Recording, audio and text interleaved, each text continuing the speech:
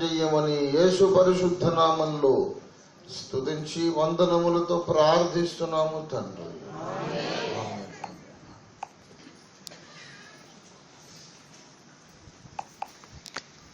క్రీస్తునందు నాకు అత్యంత ప్రియులారా, చదవబడినటువంటి లేఖన భాగాన్ని మనము ఇంకొకసారి గమనించి చూద్దాం. దేవుడు మనతో ఏం చెప్పడానికి ఆయన ఇష్టపడుతున్నాడో మనము వినడానికి ఇష్టపడదాము. సిద్ధ మనస్సుతో కూర్చుందాం. చదవబడిన లేఖన భాగములో పరిశుద్ధాత్మ దేవుడు చెబుతూ ఉన్నాడు, అయితే అన్నిటి అంతము సమీపమయ్యున్నది కాగా మీరు స్వస్థత కూటములు పెట్టుడి అని చెప్పలేదు. అన్నిటి అంతము సమీపమయ్యున్నది గనుక మీరు స్వస్థ బుద్ధి గలవారి అన్నారు.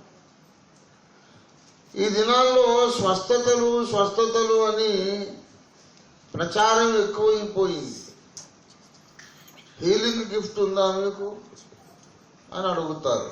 అట్లాంటిదేం లేదండి, సువార్త చెబుతాడు. సువార్త ఓన్లీ సువార్త చెబుతావా? నువ్వేం దైవజనుడు అయ్యా? దేవుని సేవకుడు అంటే హీలింగ్ పవర్ ఉండాలి. ఆయన ముట్టుకుంటే షాక్ కొట్టి కింద పడిపోవాలి, గిలగిల కొట్టుకోవాలి, అప్పుడే వాడు దైవజనుడు. పెద్దకు వస్తున్నాడు, పేతురు సువార్త ప్రకటిస్తే ఒక్కరు కూడా కింద పడ్డట్టేం లేదు మరి బైబిల్లో. మరి ఎవరిని విమర్శించడం మన ఉద్దేశం కాదు, కానీ ఇప్పటి సమాజం యొక్క ట్రెండ్, ఇప్పటి సమాజం యొక్క వారికి అభిప్రాయం సరైనది కాదు. దేవుని చిత్తాన్ని బట్టి స్వస్థతలు జరగవచ్చు, జరగకపోవచ్చు. దానికి ప్రాధాన్యత ఇవ్వద్దు. దైవజనుడు అనడానికి అదొక్కటే కారణము, అదొక్కటే రుజువు, అదొక్కటే లక్షణం, ఐడెంటిఫికేషన్ మార్క్ కాదు. స్వస్థతలు జరిగినా జరగకపోయినా మనిషికి కావలసింది రక్షణ. అన్నిటికంటే ముందు రక్షణ కావాలి. ప్రపంచ ప్రఖ్యాతిగాంచినటువంటి స్వస్థపరిచే కృపావరము కలిగినటువంటి గొప్ప దైవజనుడు, భక్తుడు, దైవజనుడు పాస్టర్ బెన్నీ హిన్ గారు ఎప్పుడు చెప్తారు, ఎన్నో అద్భుతాలు దేవుడు నా ద్వారా జరిగిస్తున్నాడు, కానీ ఈ అద్భుతములన్నిటిని మించిన మహాద్భుతం ఒకే ఒకటి ఉన్నది. అది ఒక పాపి మారు మనస్సు పొందుట అని చెప్తారు. ఒక పాపి మారు మనస్సు పొంది నూతన జన్మ పొందుట చచ్చిన వాడు లేచిన దానికంటే గొప్ప అద్భుతం. దేవుని స్తోత్రం కలుగును. కనుక ప్రియులారా, స్వస్థత అనేది కావలసిందే, కానీ స్వస్థత దేనికి కావాలంటే బుద్ధికి కావాలన్నాడు. అన్నిటి అంతము సమీపమై ఉన్నది అనగా అర్థం ఏంటంటే యేసయ్య రాకడను గూర్చి మాట్లాడుతున్నాడు. అన్నిటి అంతము సమీపమై ఉన్నది. యేసు ప్రభు వారు త్వరగా రాని ఉన్నారు. యేసు రాకడ సమయంలో మనకు కావలసింది ఏమిటి అనంటే బుద్ధికి స్వస్థత కావాలి. దేవునికి స్తోత్రం కలుగును గాక. స్వస్థ బుద్ధి కలవారమై ఉండాలి. ఇంతకు స్వస్థ బుద్ధి అనగా అర్థం ఏమిటనేది ఇవాళ నా సబ్జెక్ట్. ఇప్పుడు స్వస్థ బుద్ధి అంటే అర్థం ఏమిటి? అంతకుముందు బుద్ధికి ఏమున్నదన్నమాట? రోగం ఉన్నదన్నమాట. మనిషి బుద్ధికి రోగం ఉన్నది అని ముందు మనకు చెప్పిన వాడు ఇర్మియా ప్రవక్త. ఇర్మియా 17వ అధ్యాయం 9వ వచనంలో, హృదయము అన్నిటికంటే మోసకరమైనది, అది ఘోరమైన వ్యాధి గలది. హృదయము అన్నిటికంటే మోసకరమైనది, మానవ హృదయం అన్నిటికంటే ఘోరమైన వ్యాధి గలది. కనుక ఇప్పుడు ఏం కావాలి? హృదయానికి స్వస్థత కావాలి, శరీరానికి ఆరోగ్యం ఉంటే దేవునికి స్తోత్రం, లేకపోయినా సర్దుకోవచ్చు, పర్వాలేదు. ఎందుకంటే ఆరోగ్యంగా ఉన్న ఈ శరీరాన్ని మనం వదిలేసి వెళ్ళిపోవాలి, రోగిష్ఠుదైనా వదిలేసి వెళ్ళిపోవాలి. ధనవంతుడు ఒకడు ఉండెను, వాడు అష్టైశ్వర్యాలతో తులతూగుచుండెను, రాజవస్త్రములు ధరించుకొని. వాడికి అప్పు లేదు, ఒంట్లో జబ్బు లేదు, ఏ ఇబ్బంది లేదు, మహారాజ భోగాలు అనుభవించి చచ్చిపోయాడు. వాడప్పుడు పాతాళములో బాధపడుచుండెను. అదే ఊర్లో ఒక బీదవాడు లాజరు అనేవాడు ఉన్నాడు. అతడు అబ్రహాము కుమారుడే, దేవుని బిడ్డ. వాడికి ఇంట్లో డబ్బు లేదు, ఒంట్లో ఆరోగ్యం లేదు, కనీసం ఇంకా మెతుకు లేదు. చాలా దరిద్రుడు, వెలివేయబడ్డవాడు, సమాజం చేత తృణీకరించబడిన వాడు. వాడికి కురుపులైన ఒంటి నిండా చికిత్స చేయించుకునే అవకాశం లేదు, అంత స్తోమత లేదు. కుక్కలు వచ్చి వాడి కురుపులు నాకినవి, వాటిని తోలేసే శక్తి లేదు. అంత దీనాతి దీనమైన దరిద్రమైన స్థితిలో ఉన్నవాడు చచ్చిపోయాడు. మరి ఏ రోగము లేని ధనవంతుడు కూడా చచ్చిపోయాడు. కొంతమంది సువార్త చెప్పేటప్పుడు మిమ్మల్ని చంపేస్తామని నాకు బెదిరింపు కాల్ చేశాను. నేనన్నా, నువ్వు చంపకపోతే ఇంకో 10 ఏళ్ళకి నేను చావనా అని అడిగాను. ఏరా, నువ్వు చంపకపోతే నిత్యత్వం అంతా ఈ మట్టి దేహంలో ఉంటానా? నువ్వు చంపకపోయినా నా టైం వచ్చినప్పుడు నేను పోవలసిందే. సరే, నన్ను చంపేస్తావు, తర్వాత నువ్వు ఉంటావు ఎల్లకాలం, నువ్వు వెళ్ళిపోవాల్సిందే. బుద్ధిహీనుడా, చంపుతాను అని బెదిరించడం మానుకోండి, ముందు తెలివి తెచ్చుకోండి అని చెప్పాను. చంపుతాను నువ్వు బెదిరించేరా పడుద్దాయి. నువ్వు చంపకపోయినా నేను చచ్చేదే ఉంది, నన్ను చంపిన తర్వాత నువ్వు కూడా చావాలి అని బెదిరిస్తున్నాడు. చంపుతాను ఏట్రా చంపేది విధవా, ఏంటి చంపడం? నేను చచ్చిపోయి లేచిన యేసయ్యను నమ్ముకున్నా, దేవుని స్తోత్రం. హల్లెలూయా. క్రైస్తవులమైన మనము ఈ లోకపు ప్రమాణాలకు అతీతులం. ఈ లోకపు ప్రజల యొక్క ప్రమాణాలు, స్టాండర్డ్స్ వేరు, మన ప్రమాణాలు వేరు. వాడి మైండ్ వేరు, మన మైండ్ వేరు. మన గ్రహాంతర జీవులు, వాడి ఇంకో గ్రహం, మనం ఇంకొక గ్రహం. ప్రియులారా, ఈ లోకములో ఉన్నటువంటి మనుషులందరూ ఏదో ఒక టైంలో వెళ్ళిపోతారు. యేసు ప్రభు రాకడ వరకు బ్రతికి ఉన్న భక్తులు తప్ప. రక్షణ పొంది యేసు రాకడ దాకా బ్రతుకుంటే ఇక వాళ్ళు చావు. ఉన్న పలాన వాళ్లకు మహిమ శరీరాలు వచ్చేది, ఉన్న మట్టి దేహాలు మహిమ దేహంగా మార్చబడి ఉన్న పలాన బొందితోనే పరలోకానికి వెళ్ళిపోతారు. ఇది మర్మం అన్నాడు. 1 కొరింథీ పత్రిక 15వ అధ్యాయం 52వ వచనంలో ఈ మర్మం చెప్పారు. చూడండి, 1 కొరింథీ 15:52. ఇదిగో మీకు ఒక మర్మము తెలుపుచున్నాను. అదేమనగా మనమందరము చచ్చిపోము గాని నిమిషములో ఒక రెప్ప పాటున కడబూరం రోగగానే మనమందరము మార్పు పొందుతాము. పూర్వం రోగును, అప్పుడు మృతులు అక్షయులుగా లేపబడతారు. మనమంటే ఎవరు? అప్పటిదాకా బ్రతుకున్నోళ్ళం అని అర్థం. 1 తెస్సలోనిక 4వ అధ్యాయములో 16వ వచనములో ఇంకా స్పష్టంగా చెబుతాడు. ఆర్భాటముతోనూ ప్రధానము శబ్దముతోనూ దేవుని బూరతోనూ పరలోకము నుండి ప్రభు దిగివచ్చును. క్రీస్తునందు ఉండి మృతులైన వారు మొదట లేతురు, ఆ మీదట సజీవులమై నిలిచి ఉండు మనము మృతులైన భక్తులు లేస్తారు, బ్రతికి ఉన్న భక్తులు మార్చబడిన దేహాలతో వెళ్ళిపోతారు. ఇక చావంటే ఏంటో వాళ్ళకి ఎప్పటికీ తెలియదు. పరలోకంలో కొన్ని కోట్ల మంది ఎప్పటికీ చచ్చిపోని వాళ్ళు ఉంటారు, చావకుండానే వచ్చేసిన వాళ్ళు ఉంటారు. వాళ్ళు చచ్చిపోయిన భక్తులను ఎప్పుడు ఇంటర్వ్యూ చేస్తూ ఉంటారు. రే నువ్వు చచ్చిపోయావు కదా, అప్పుడు ఎలాగనిపించిందని నీకు, ఎలాగుంది, మైకం వచ్చిందా, నిద్ర వచ్చిందా, కొంచెం నొప్పి వేసిందా, బాధ, ఎక్కడ నొప్పి అసలు అంటే ఏమవలేదా, ఎలాగుంది అని ప్రతి ఒక్కరు ఏంటో అంత ఇంట్రెస్ట్ సాగు మీద నీకంటే. నాకు అవకాశం లేకపోయిందిరా, బ్రతుకున్నాను ఉన్నట్టుండి ఈ లోపల అబద్ధ క్రీస్తుగాడు వచ్చేసాడు, ఏదో కొన్ని కష్టాలు పెట్టేశాడు, ఏడు చదువుకోరా, నిన్ను మొక్కేది లేదు, బ్రతికినా చచ్చినా నా ఏసై బిడ్డ అన్నది. ఈ లోపల ఏదో హోరని బోరధ్వని వినబడింది, చూస్తే ఇక్కడ ఉన్నాను. ఎలా వచ్చింది తెలియదు, నిమిషములో ఒక రెప్పపాటున పరలోకంలోకి వచ్చాను. ఎలాగొచ్చేసాను తెలియదురా. మీరు చాలా ఎక్స్పీరియన్స్ గడించేశారు, నా మీద చాలా అనుభవం వచ్చేసింది. మీరు చచ్చిపోయారు, దేహం ఒకవైపు ఆత్మ ఒకవైపు వెళ్ళిపోయింది, దేహము మట్టిలో పెట్టబడింది, ఆత్మ పరదేశంలోకి పోయింది, దేహము లేకుండా ఆత్మగానే మీరు సంచరించారు. నాకు అవకాశం దొరకలేదు. అందుకే క్రీస్తునందుండి మృతులైన వారు ధన్యులు. దేవుని స్తోత్రం కలుగునుగా. హల్లెలూయా. క్రీస్తునందుండి మృతులైన మృతులు ధన్యులు. చావుకు భయపడొద్దు.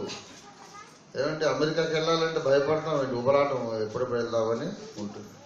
మంచి రోడ్లు, మంచి గాలి, స్వచ్ఛమైన నీరు, మంచి బెస్ట్ థింగ్స్ అన్ని ప్రపంచంలో ఉత్తమమైనవన్నీ అమెరికాలో ఉంటాయి. మంచి కల్తీ ఫుడ్ అక్కడ ఉండదు. కల్తీ ఫుడ్ ఉంటే మరణదండనే వేసేస్తారు వాళ్ళు. కల్తీ అమ్మడానికి వీళ్ళు. ప్రపంచంలో ఉన్న ఉత్తమమైనవన్నీ అక్కడ ఉండాలి. ఆ గవర్నమెంట్ పాలసీ. ఆ దేశంలో అడుక్కునే వాళ్ళు, బీద వాళ్లకు కూడా ప్రెసిడెంట్ ఆఫ్ అమెరికాకు ఏ ఫుడ్ అందుబాటులో ఉంటుందో ఆ ఫుడ్ బీదోడికి అందుబాటులో ఉండాలి. గవర్నమెంట్ ఫుడ్ సబ్సిడీ చేస్తుంది. నిరుపేద అడుక్కునే వాడికి కూడా ఆ ఫుడ్ అందుబాటులో ఉండాలి. అది పాలసీ. అందుకే అందరూ పనిచేస్తారు. అమెరికాకి వెళ్ళాలి. ఎంత దేశభక్తుడైనా అక్కడ ఏదో 6 నెలలు ఉన్నాక ఇక మళ్ళీ రావడానికి ఇష్టపడు.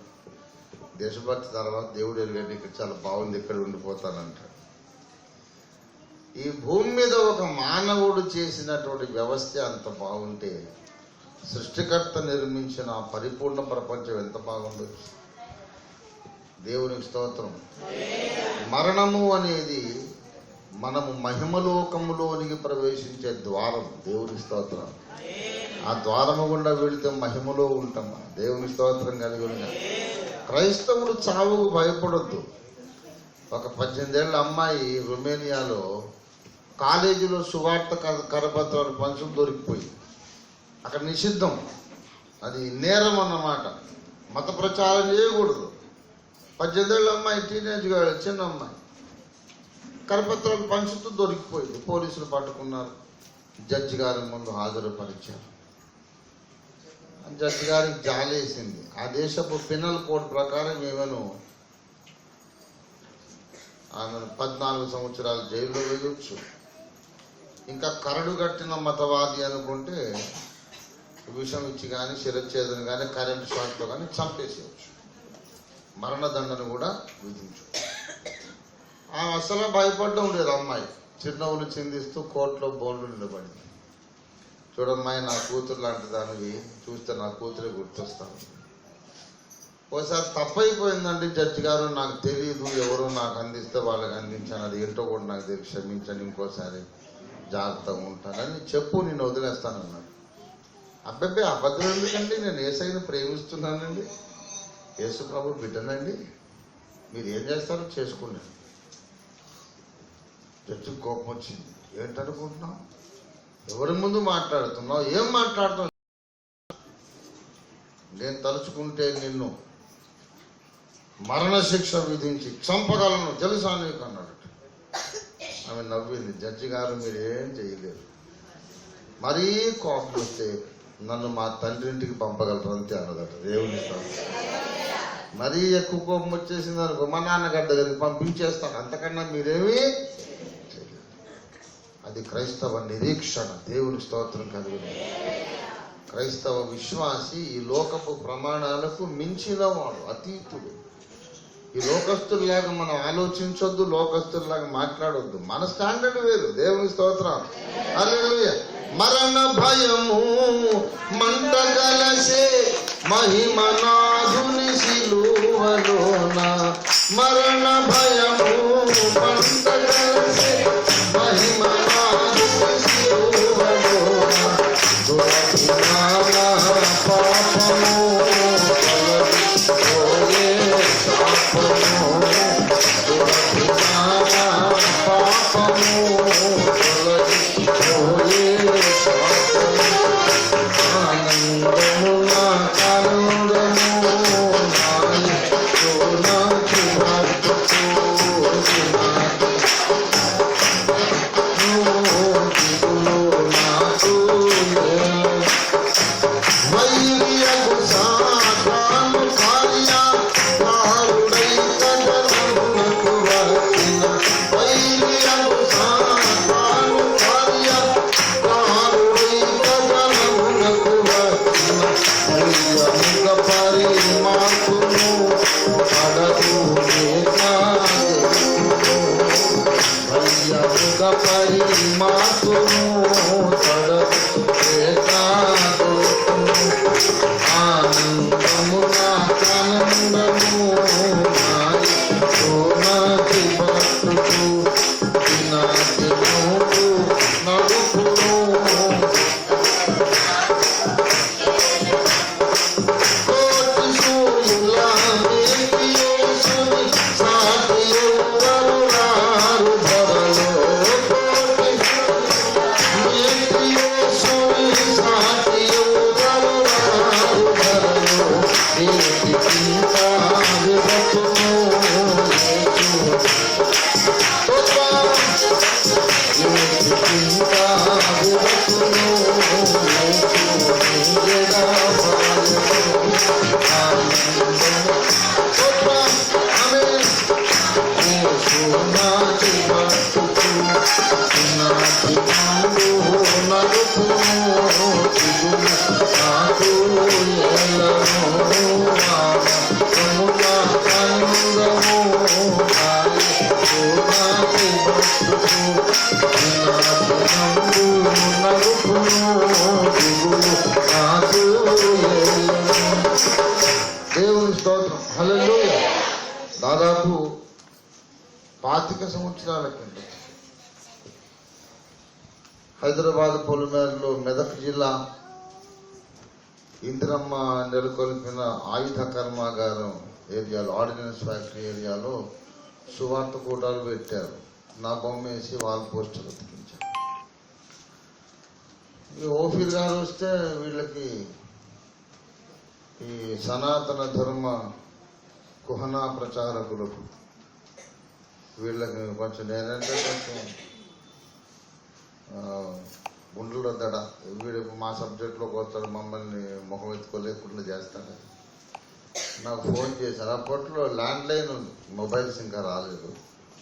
ఫోన్ చేశారు, ఓఫీర్ గారు మీరు రావద్దు, మేము ఫలానా వాళ్ళ ధర్మరక్షణ సమితి,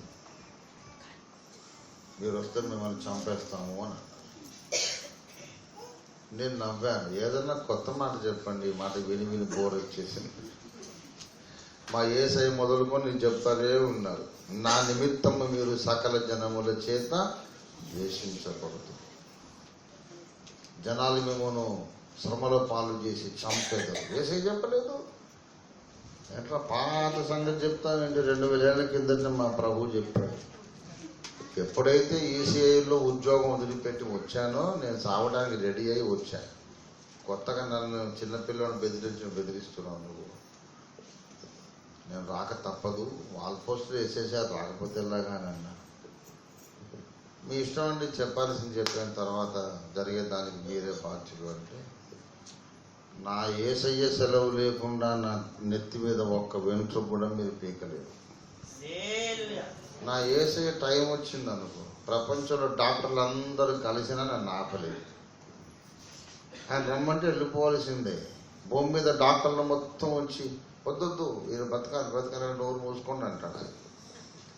కనుక మీ చేతుల్లో నా చేతుల్లో ఏం లేదు, ఆయన చేతిలో. పర్లేదని చెప్పి వెళ్ళాను. మీటింగ్ అయింది, వచ్చేస్తున్నాను. ఊరు పొలిమేర ఊరు బయట కొట్టారు, తలకాయ పగిలిపోయింది, స్కల్ బ్రేక్ అవి ఇక్కడ మొత్తం నెత్తుడి మడుగులో పడేసారి వెళ్ళిపోయారు. 25 ఏళ్ళు అయినాక ఇవాళ ఈ ఫోటోలో నేను మాట్లాడుతున్నాను. ఈ 25 ఏళ్ళు సువార్త చెప్తానే ఉన్నాను. 100 సంఘాలు కట్టాం, పుస్తకాలు రాశాను. తప్పుతాను అన్నారు. ఏది మరి ఏమైపోయింది? దేవుని సెలవు లేనిది మనల్ని ఎవ్వరు చంపలేరు, దోమ కూడా కుట్టదు. ఆయన సెలవిస్తేనే దోమ కుట్టేది, ఈగ వాలేదు. ఆయన సెలవిస్తేనే. నీ తండ్రి సెలవు లేకుండా మీ ఒక్క తల వెంట్రుకైనా నేల రాలదు. మీ తల వెంట్రుకలని లెక్క పెట్టాడు దేవుని స్తోత్రం కలిగి. మనకే తెలియదు మన వెంట్రుకలు ఎన్నో. మీకు తెలుసా? మీకు సాయంత్రం దాకా టైం ఇస్తాను, లెక్క పెట్టి చెబుతారా? ఆ పని ఒకటి పెట్టుకుంటాడండి అనుకుంటా. కానీ ఆయనకు అంత ఇంట్రెస్ట్ మన మీద, మన తల మీద ఎన్ని వెంట్రుకలు ఉన్నాయో లెక్క పెట్టి కూర్చున్నాడు. గనక మరణం అంటే మనం భయపడకూడదు. మరణం అంటేనే భయం లేనప్పుడు రోగము అనేది మనం లెక్క కాదు, అది సబ్జెక్ట్. మరణం అంటేనే భయం. మరణం అనేది మానవ జాతినే బెదిరిస్తున్నటువంటి ఒక భయంకరమైన సమస్య. చావుకే భయపడని వాడు ఇక మరి దేనికి భయపడు. ఒకసారి యవనస్తుడు, నేను ఆత్మహత్య చేసుకోవాలని డిసైడ్ అయిపోయానండి అని చెప్పాడు. అవునా, అయితే సరే ఒకసారి నా దగ్గరికి రా మాట్లాడదాం అని చెప్పాను. సరే సార్, డెసిషన్ అయితే అయిపోయింది, రమ్మంటే వస్తానని వచ్చాను. కూర్చోబెట్టి మాట్లాడు. చాలా ధైర్యవంతుడు అయ్యా నువ్వు. ఏంటండి తమాషా చేస్తున్నారు అన్న. ఇంతకు ఆత్మహత్య ఎందుకు చేసుకోవాలనుకున్నావు అంటే, మా ఆవిడ మంచిది కాదు, నాకు అప్పులు అయిపోయినాయి, మా నాన్నగారు ఆస్తి ఇవ్వలేదు, నాకు అన్యాయం జరిగింది, కోర్టుకు పోయిన న్యాయం జరగలేదు, తర్వాత ఇవన్నీ చెప్పాడు. అందుకని ఇప్పుడు ఆత్మహత్య చేసుకున్నాం, అంతే కదా. నిజంగా నీ ఎంత ధైర్యవంతుని ఎక్కడ చూడలేదు బాబు నేను అన్నాను. అదేంటండి, ఏంటి నన్ను పరాచకం ఆడుతున్నారా, ఏంటి ఎద్దేవా చేస్తున్నారా అన్నా. కాదండి, పరాచకంగా నిజంగా అసలు ధైర్యం అంటే నీలోనే చూశాను, నేను ఎక్కడ చూడలేదు. బ్రతుకుని ఎదుర్కోలేక నేను పారిపోయి చచ్చిపోయేవాడిని, ధైర్యం అంటారు ఏంటండి అన్నా. కాదు లాజికల్గా ఆలోచించు. ఏం చదువుకున్నావు? వాడు MBBS, పెద్ద డాక్టరు. అసలు జ్ఞానం అంటే నీ దగ్గర చూశాను, ధైర్యం అంటే నీ దగ్గర చూశాను బాబు. అదేంటి అంటే నేను చెప్పేది విని అప్పుడు నేను తప్పు చెప్పానా నువ్వు నాకు, అప్పుడు నీ తీర్పు చెప్పమన్నా. మనుషులందరూ మహామహా పరాక్రమశాలులు, ధనవంతులు, మేధావులందరూ భయపడేది దేనికి అంటే చావు. అందరినీ బెదిరించేది చావు. అటువంటి చావును నువ్వు చిరునవ్వుతో ఆహ్వానిస్తున్నావు. ఎంత ధైర్యవంతుడు. అందరూ చావుకు భయపడుతున్న నువ్వేమో దాన్ని రమ్మని పిలుస్తున్నావు. ధైర్యవంతుడు కాదు. అవునంటారా? నిజమేనండి. మరి చావుకే నువ్వు భయపడినప్పుడు ఈ అప్పో లెక్క, నీ భార్య తెచ్చిన సమస్య లెక్క అంటే నిజమేనండి. చావుని ఎదుర్కొన్నప్పుడు పెళ్ళామేముంది, ఈజీగా ఎదుర్కోవచ్చు అంట.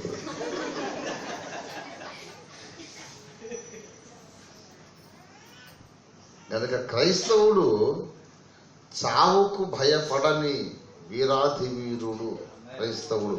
గనక ఇంకా ఎవరికి భయపడడు. మతోన్మాదులకు భయపడడు, నల్ల చట్టాలకు భయపడడు, అప్పు చేయడానికి భయపడడు. ఏమండి, అప్పు చేసేద్దాం ముందు, తీర్చేద్దాం ముందు క్రైస్తవుడికి. దేవుడికి స్తోత్రం కలిగిన. దేనికి భయపడడు. ప్రజలు ద్వేషిస్తారు, తిడతారు, కొడతారు, అవన్నీ చిన్నపిల్లలు మాట్లాడే మాటలు. మేము అవన్నీ దాటుకొని వచ్చేసాం. దేవునికి స్తోత్రం కలిగిన. హల్లెలూయా.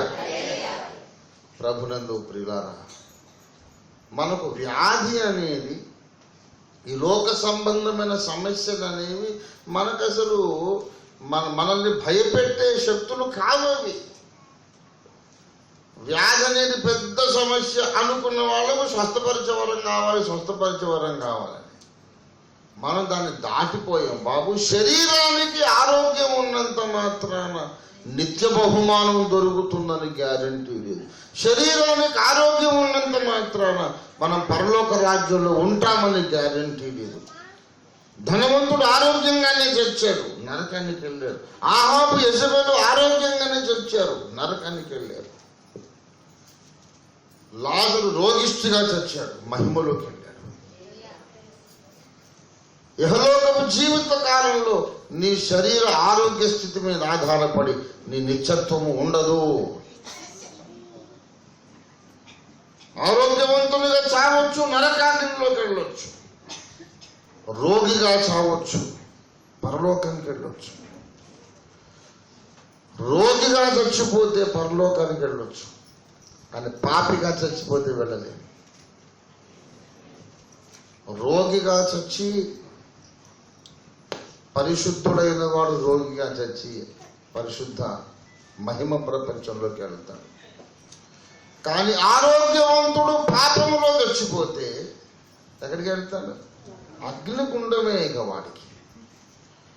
కాబట్టి మన దృష్టి శరీరారోగ్యం మీద ఉండకూడదు. దేవుని కృప ఆరోగ్యం ఆయన ఇస్తే ఆయన కొరకే బ్రతుకుతాం. ఆయన బ్రతికించి ఆయన కొరకే, మనం చచ్చిపోవలసి వచ్చిన ఆయన కొరకే. దేవుని స్తోత్రం కలుగునుగా. హల్లెలూయా. ఈ లోకపు ప్రజలు వీటన్నిటి విషయమై విచారిస్తారు. ఏమి తిందుమా, ఏమి కట్టుకుందుమా, అవన్నీ ఎంతసేపటికి ఈతివాదలే. కానీ క్రైస్తవుడికి ఇవన్నీ సమస్యలు కాదు. ఏం కూర వండుకుందాం అంటే ఏదో ఒక కూర, మటనా, చికెనా, ఫిషా, వాడు ఎండు చేపనా, పచ్చి చేపనా, ఏదో వండుకుందాం. దానిలో పెద్ద చర్చ. దేవుడు త్రిత్వమా కాదా అని చర్చించినంత సీరియస్గా చర్చిస్తాం. ఏమండి చికెన్ వండుకు కాదండి, ఈ మధ్య ఫిష్ తిని చాలా కాలం అయిపోయింది. దాని మీద గంట సేపు చర్చ. ఏదో ఒక గడ్డి తిను బాబు బ్రతకడానికి, దాని మీద పెద్ద సమస్య ఏముంది? నేను నిన్న రాత్రి చెప్పాను, అసలు ఎవరూ కూడా అసలు మాంసాహారం తీసుకోవద్దని చిత్తశుద్ధితో నేను ప్రార్థన చేస్తున్నాను. అందరూ కూడా, దేశ ప్రజలందరూ కూడా అందరూ శాకాహారం, సాత్వికాహారమే తీసుకోవాలి. ఎవరు మాంసాహారం తీసుకోవడం నాకైతే ఇష్టం లేదు. అందరూ గ్యారంటీగా శాకాహారులే కావాలని నేను ఈ మధ్య ప్రార్థన చేస్తున్నాను. మీరు కూడా నాకు ఏకీభవించండి. ఎందుకంటే అందరూ శాకాహారం తీసుకుంటే ఒక గొప్ప ప్రయోజనం ఉంది. ఏంటంటే మటన్ రేటు తగ్గుతుంది.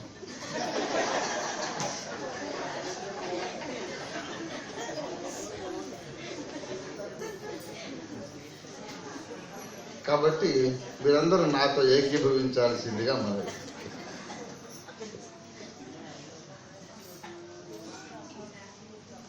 ఏదో ఒకటి పప్పు చారు, పచ్చి పులుసో, పిచ్చి పులుసో ఏదో ఒకటి తినాలి, పచ్చడో ఏదో ఒకటి. దాని మీద పెద్ద చర్చ అక్కర్లేదు, ఏది ఉంటే తిందాం. కానీ మన మనస్సు వీటి మీద కాదు, నిత్యమైన బహుమానాల మీద ఉండాలి. దేవుని స్తోత్రం కలిగి. మీరు క్రీస్తుతో కూడా లేపబడిన వారైతే పైనున్న వాటిని, హల్లెలూయా, పైనున్న వాటిని వెతకండి. అక్కడ మీ జీవము క్రీస్తుతో కూడా దాచబడింది. దేవుని స్తోత్రం కలిగి. హల్లెలూయా. పర్వాలేదు, ఏదో ఒకటి. మీరు ఏం బట్టలు వేసుకుందాం అనుకుంటారు? సూటా, లేకపోతే టై కట్టుకుంటారా? అదా అని చాలా మంది కలర్ పెద్ద సబ్జెక్టు. ఏ బట్టలు వేసుకున్నాడని మహాత్మా గాంధీ గారిని దేశం అంతా జైలు పలికింది. ఏ డ్రెస్ వేసుకున్నాడు ఆయన? చిన్న కుళ్ళాయి కట్టాడు, అసలు ఏమీ లేదు. ఏమండి, British parliament round table conference మొత్తం గాంధీ గారు ప్రవేశిస్తుంటే లేచి నిలబడి సల్యూట్ కొట్టారు ఆయన. అందరూ కోట్లు, సూట్లు, టైలు కట్టుకుని, ఆయన చిన్న కుళ్ళాయి కట్టుకొని ప్రవేశించారు. You are a great soul అన్నారు. స్వామి వివేకానందుల వారు ఏం బట్టలు వేసుకున్నాడని జాతి దేశం మొత్తం ప్రపంచం మొత్తం జేజేలు పలుకుతా ఉంది. And what about John the Baptist, బాప్తిస్మిక్ యోహాను ఏం బట్టలు వేసుకున్నాడని లోకమంతా ఆయన్ని అండి స్త్రీలు కరిన వారిలో గొప్పవాడు అని దేవుడు అన్నాడు. ఇశ్రాయేలు జనాంగమే ఆయన్ని తారాస్థాయికి హెచ్చించేసింది. ప్రవక్త అని ఆయనకు ప్రజలందరూ భయపడ్డారు. హేరోదు కూడా భయపడ్డాడు. ఏం బట్టలు వేసుకున్నాడని మహానుభావులు ఎవరు కూడా బట్టల మీద దృష్టి పెట్టలేదు. మన యోహానులాగా పొట్టె రోమములతో వేసింది చర్మం కట్టుకోవచ్చు, మహాత్మా గాంధీలా కట్టుకోవచ్చు, ఏదో సింపుల్గా ఏమండి. ఎవరినైనా వస్త్రధారణలో ఈ పెద్దవాళ్ళు ఎవరినైనా అనుకరించవచ్చు, ఒక యోగి వేమనను తప్ప. వేమన డ్రెస్సును ఎవరు కూడా వేసుకోకూడదు. ఆయన వేసుకున్నప్పుడు మరి అప్పుడు ఆయన మహానుభావుడు అన్నాడు. ఇప్పుడు మనం వేసుకుంటే పిచ్చాసుపత్రులు మారేస్తాం. అంటే తరం మారింది కాబట్టి మనం ఆ ప్రయోగం ఒకటి తప్ప మిగతా ప్రయోగాలు చేయవచ్చు. ఏమి ధరింతుమా, ఏమి కట్టుకుందుమా, ఏమండి, ఏమి తిందుమా, ఎక్కడ ఉందుమా, ఏదో ఒకటి బాగు. తాత్కాలిక జీవిత కాలం ఎలా గడిచిపోయినా పర్వాలేదు, కానీ ఇక్కడ నుంచి వెళ్ళిన తర్వాత మనం ఏ మహిమ అంతస్తులో చేరుతామో అది మనకు యుగ యుగములు ఉండబోతుంది. దేవుని స్తోత్రం. పైకి వెళ్ళిన తర్వాత మనం ఫుట్పాత్ మీద ఉన్నాం అనుకోండి, అది యుగ యుగాలు ఫుట్పాతే. ఇక మన బ్రతుకు మళ్ళీ మారదు, ప్రమోషన్ రాదు. పైకి వెళ్ళిన తర్వాత యేసై ఉండి బలా నమ్మకమైన మంచి దాసురాల వచ్చేసి నా సింహాసనం మీద కూర్చోమన్నాడు అనుకోండి. ఇక ఇటర్నిటీ యుగ యుగములు సింహాసనం మన సొంతం. మన ఎవడు దింపలేడు. ఇక అక్కడ వెన్నుపోట్లు ముందు పోట్లు ఏమి ఉండవు, ఇంకా డిమోషన్లు ఉండవు, రిటైర్మెంట్ ఉండదు.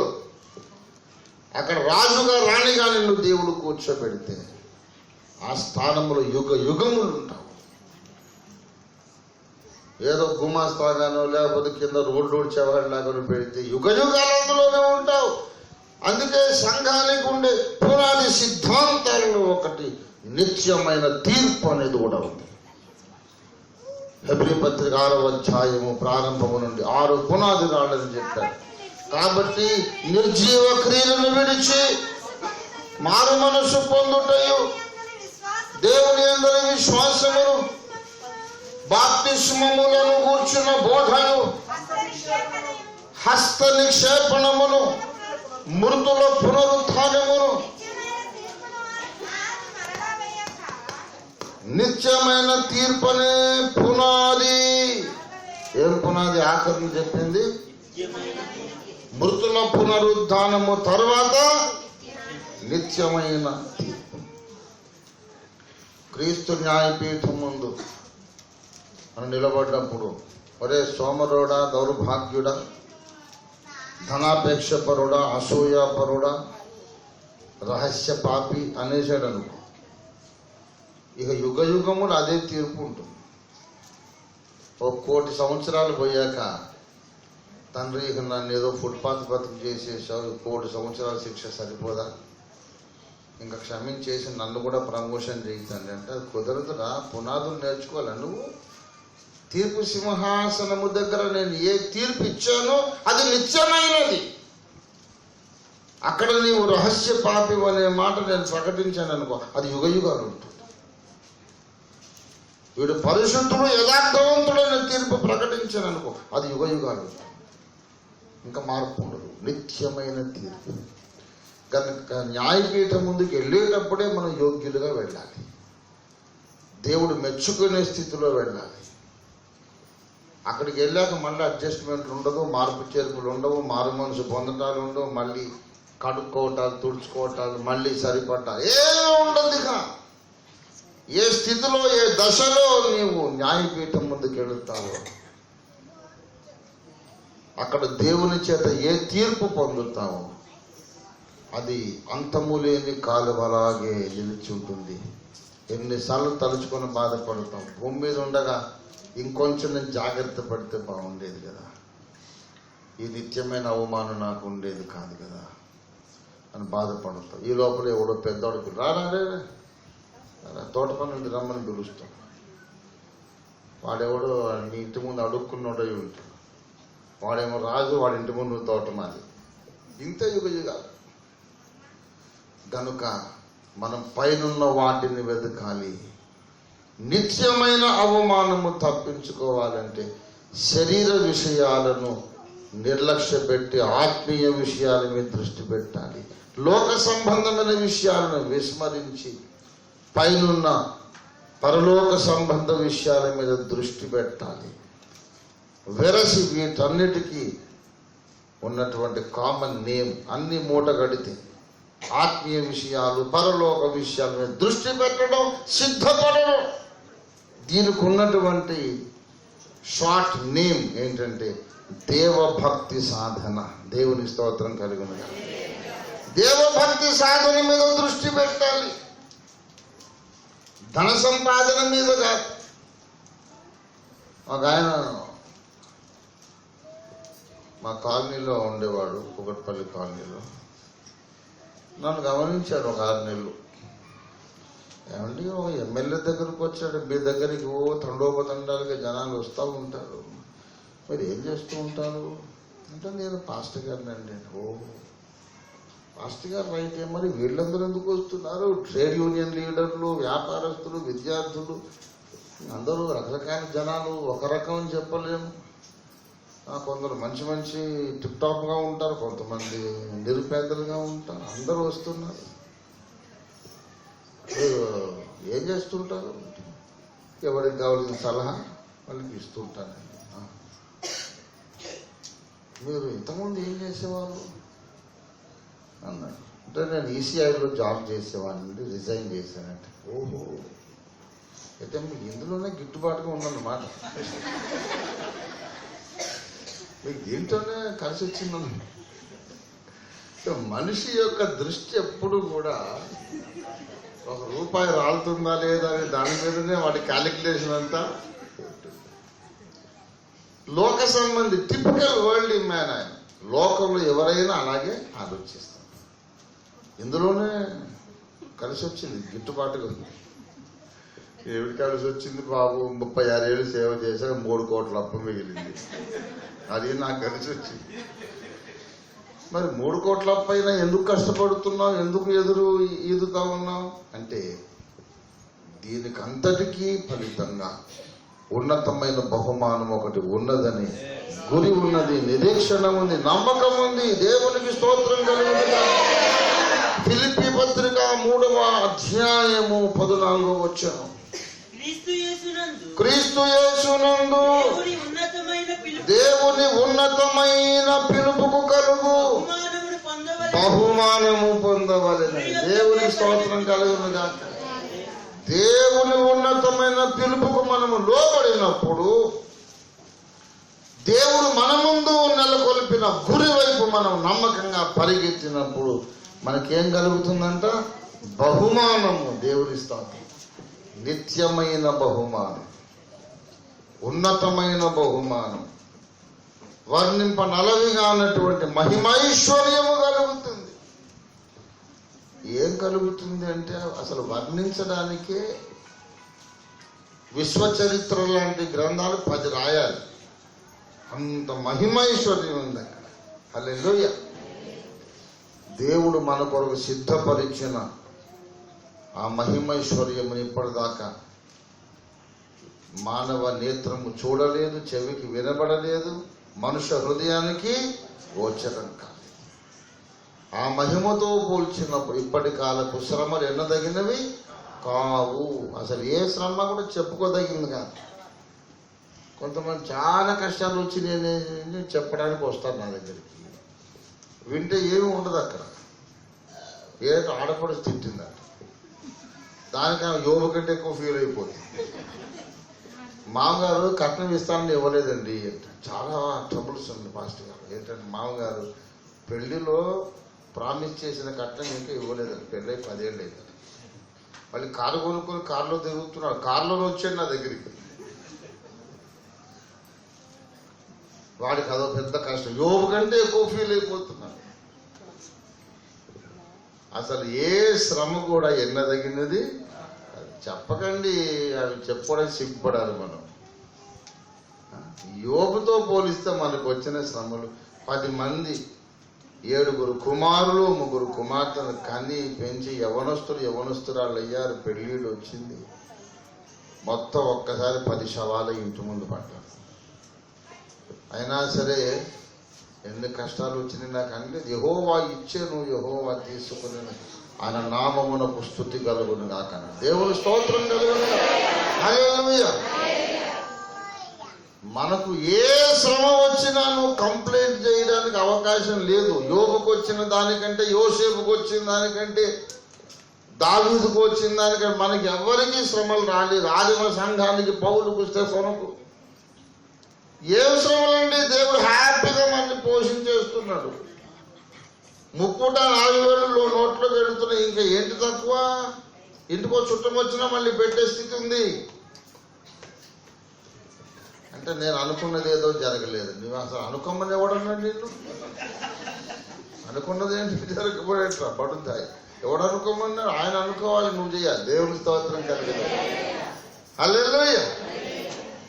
దేవభక్తి సాధన మీద దృష్టి పెట్టాలి. పసిపిల్లల్లాగా మాట్లాడొద్దు. ఈ లోక సంబంధమైన స్టాండర్డ్స్ కంటే పైకి మనం ఎదగాలి. దేవునికి స్తోత్రం కలిగాలి. మనం ఈ లోక సంబంధం కాదు, పరలోక సంబంధం, క్రీస్తు సంబంధులు, సత్య సంబంధులు, దేవుని సంబంధులు. అన్నిటి అంతము సమీపమైంది. యేసు రాకడ బహు సమీపంగా సంభవించబోతోంది. కాబట్టి మీరు స్వస్థ బుద్ధి గలవారై, స్వస్థ బుద్ధి గలవారై ఏం చేయాలి అంటే ప్రార్థన చేయడానికి కూడా నువ్వు యోగ్యునివి కావాలంటే, యోగ్యురాలివి కావాలంటే నీ బుద్ధికున్న రోగం. స్వస్థ బుద్ధి లేకుండానే ప్రార్థనలు చేస్తున్నారు చాలా మంది. స్వస్థ బుద్ధి లేకుండానే సేవ చేస్తున్నారు, ప్రసంగాలు చేస్తున్నారు, సువార్త ప్రకటిస్తున్నారు. బుద్ధికున్న రోగం ఇంకా పోలేదు. దేవుని వాక్యాన్ని చాలా జాగ్రత్తగా చదవాలి. ఓ ప్రార్థనలు చేసేయడం భక్తి అనుకోకండి. ప్రార్థనలు చేసే భక్తిహీనులు ఉన్నారు, ప్రార్థనలు చేసే వ్యభిచారులు ఉన్నారు, ప్రార్థనలు చేసే దొంగలు ఉన్నారు, ప్రార్థనలు చేసే అబద్ధికులు ఉన్నారు, ప్రార్థనలు చేసే మోసగాళ్ళు ఉన్నారు. ఎందుకు తెలుసా? ఇది ప్రీఫిక్స్ మర్చిపోయేది. ఇక్కడ ప్రార్థనలు చేయండి అదొకటే. నేను ఎవడు దాటమన్నాడు ఆ మాట? స్వస్థ బుద్ధి గలవారై అప్పుడు ప్రార్థించండి. బుద్ధిని స్వస్థపరుచుకోవాలి ముందు. హృదయం అన్నిటికంటే మోసకరమైనది, బహుఘోరమైన వ్యాధి కలిగినది. ఏమండి? ఆ వ్యాధిని బాగు చేసుకోకపోతే నువ్వు ప్రార్థన చేసినా లాభం లేదు. మీకు జ్ఞాపకం ఉందా? మీ వ్యాధి బుద్ధికున్న రోగం అనేది పోకపోతే మీరు చేసే ప్రార్థన కూడా పాపం అయిపోతుంది. తెలుసా విషయం మీకు? ఏమండి? అతడు చేసేటటువంటి ప్రార్థన పాపము 109వ కీర్తన 7వ వచనం, వాడు విమర్శలోనికి తేబడినప్పుడు దోషి అని తీర్పు నందును గాక, వాని ప్రార్థన ఏమైపోవును? పాపమగును గాక. ప్రార్థన అంటే చాలా పవిత్రమైన కార్యం. ప్రార్థన అంటే చాలా పరిశుద్ధమైన కార్యం. మోకరించి 3 గంటలు ప్రార్థన చేశాడు వాడు. మన కళ్ళ ముందు వాడు ప్రార్థన చేసినట్టు కనబడుతోంది. దేవుడు అంటున్నాడు పైన వాడు 3 గంటలు పాపం చేశాడు. వాడి ప్రార్థన పాపమగును గాక, వాడి ప్రార్థన పాపముగా పరిగణించబడును గాక. ఎందుకు? వాని బుద్ధికి రోగం ఉన్నది. వాడెవడో తెలుసా? 6వ వచనం, వాని మీద భక్తిహీనుని అధికారిగా ఉంచుము, అపవాది వాని కొడి ప్రక్కను. ఎందుకు తెలుసా? 5వ వచనం, నేను చేసిన మేలుకు ప్రతిగా కీడు చేయిస్తున్నారు, నేను చూపిన ప్రేమకు ప్రతిగా నా మీద. అదే సంగతి. బుద్ధికున్న రోగం చెప్పాడు. 3వ వచనం, నిర్నిమిత్తముగా నాతో పోరాడుచున్నారు, వారు నా మీద అబద్ధములు చెప్పుకొనుచున్నారు, నన్ను చుట్టుకొని నా మీద ద్వేషము మాట్లాడుచున్నారు. దేవుని బిడ్డలారా, ఇట్లాంటి పాడు క్యారెక్టర్ పెట్టుకొని బుద్ధిని స్వస్థపరచుకోకుండా మళ్ళీ వాడు ప్రార్థన ఒకటి చేస్తున్నాడు. వాడి ప్రార్థన పాపమగును. ప్రార్థన చేయడమే గొప్ప కాదు, స్వస్థ బుద్ధి కలిగి ప్రార్థన చేయాలి. దేవుని స్తోత్రం కలిగి హృదయానికి ఉన్న అతి ఘోరమైన వ్యాధిని మనం తొలగించుకోవాలి. హృదయానికి ఘోరమైన వ్యాధి ఉన్నంత కాలం నీకు ఏ స్వస్థత వచ్చినా ప్రయోజనం లేదు, నీవు ఎన్ని అద్భుతాలు చేసినా లాభం లేదు. చాలా మంది దీని మీద డిపెండ్ అయ్యి మేము దేవుని ముందు మేమంతా ఓకే, మేము అంగీకరించబడ్డాము, ఆమోదించబడ్డాము అని కలలుగా అంటున్నారు. నాకు ఒంట్లో ఆరోగ్యం ఉంది, బ్యాంకులో బ్యాలెన్స్ ఉంది, ఇంటి ముందు కారు ఉంది, మేడ ఉంది, మాకు పిల్లలు ఉన్నారు, ఒంటి నిండా ఇంటి నిండా బంగారం ఉంది, ఇక నేను న్యాయపీఠం ముందు కూడా బలా నమ్మకమైన మంచి దాసుడా అనిపించుకుంటాను. ఈ కిలోలో కొద్ది బంగారం ఇచ్చిన దేవుడు బలా నమ్మకమైన దాసుడా ఎందుకన్నాడు? దేవుడికి నేను నచ్చేసాను కాబట్టి కదా ఇవన్నీ ఇచ్చాను అనుకుంటున్నారు. అలాగనుకుని గొయ్యిలో పడ్డాడు వాడు ధనవంతుడు. దేవుడు అన్నీ చేశాడు కాబట్టి నేను దేవుడికి చాలా ఇష్టం అనుకుంటున్నాను. చాలా తప్పు.